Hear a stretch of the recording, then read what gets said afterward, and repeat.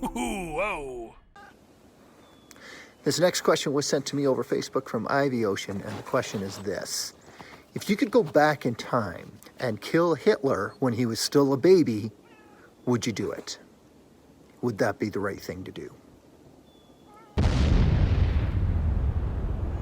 Here's the thing with questions like this, right? They're ethical questions, and they're so hard to answer, because what would you actually do? I mean, let's just assume for a moment that if you killed Hitler, you would actually prevent World War II, right? The nationalism and the anti-Semitism and all these things in Germany, the anger they had against France and England would not have welled up. They wouldn't have taken over their neighboring countries. They wouldn't have thrown all these Jews into concentration camps if Hitler was not there.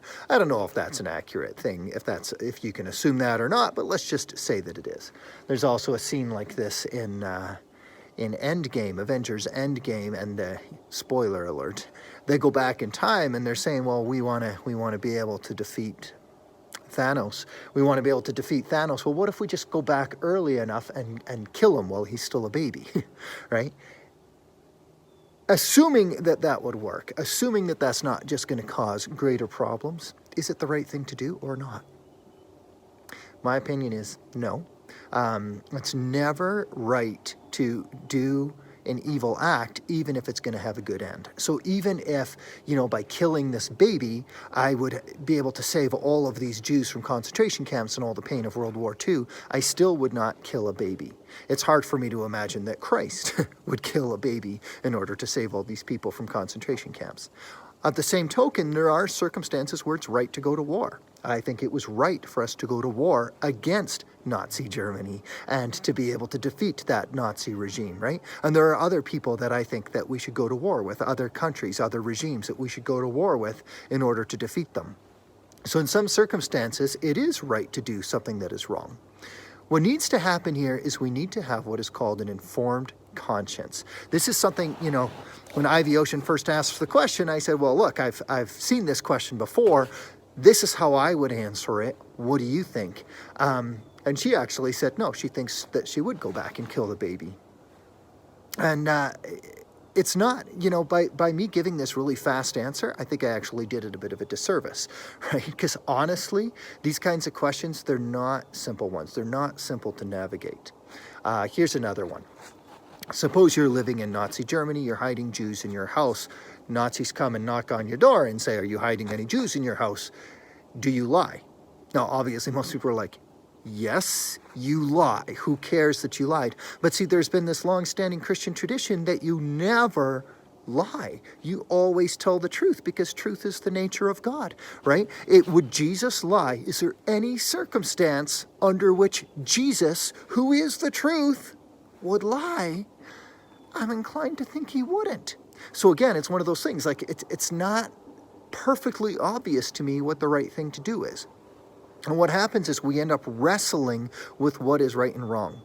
The problem is people have this notion of our conscience. See, they do this in cartoons, right? They'll have the devil up on one shoulder and the angel on the other shoulder, and the devil is tempting you, and the devil does tempt you, but the devil is tempting you and say, do this, that thing. And the angel's like, oh, no, you don't want to do that, right? And so we get these two competing voices in our minds, and the angel is the voice of God who's telling us what's right, and all we need to be able to discern is what is the angel trying to say.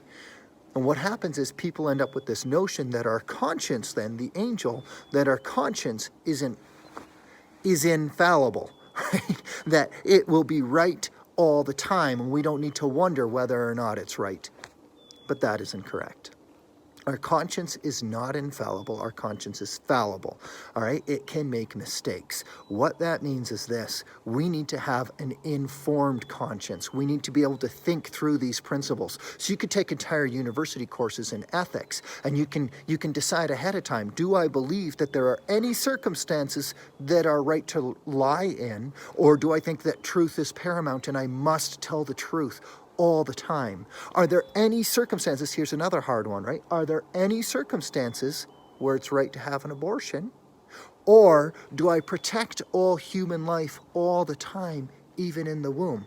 And some of these, the Catholic Church has weighed in on, like abortion. It's always wrong, right? The Catholic Church has weighed in on these and said, look, this is but for a lot of them, whether it's right to go to war, whether it would be right to kill baby Hitler, I doubt the church has a clear teaching on that. I'm pretty sure that I'm right, though. Okay? These kinds of things, what you need to do is have the ability. Conscience is like, it's part of your brain, right? And so it's kind of like math, right? There are right answers and wrong answers in math. But as you get better at math, you're better able to figure it out. There's a part of your brain that is trained to do math, so that sometimes you see a really challenging question and it takes you more time to work through it. I think morals are like this. And it's not black and white. People have this idea that if it's clear that this is what is right, then you're obviously going to judge me if I do something contrary-wise. Not necessarily. I think people obeying their consciences, using their intelligence to the best of their ability, are making very difficult decisions, and we need to respect the decisions that they make. Going forward, what I want you to remember is this. Your conscience is not infallible. You need to train your conscience, study ethics, but also ask God to give you those spiritual gifts of wisdom and counsel and understanding and knowledge. Ask God for those gifts so that then your conscience will be informed and more likely to be able to make the right choice.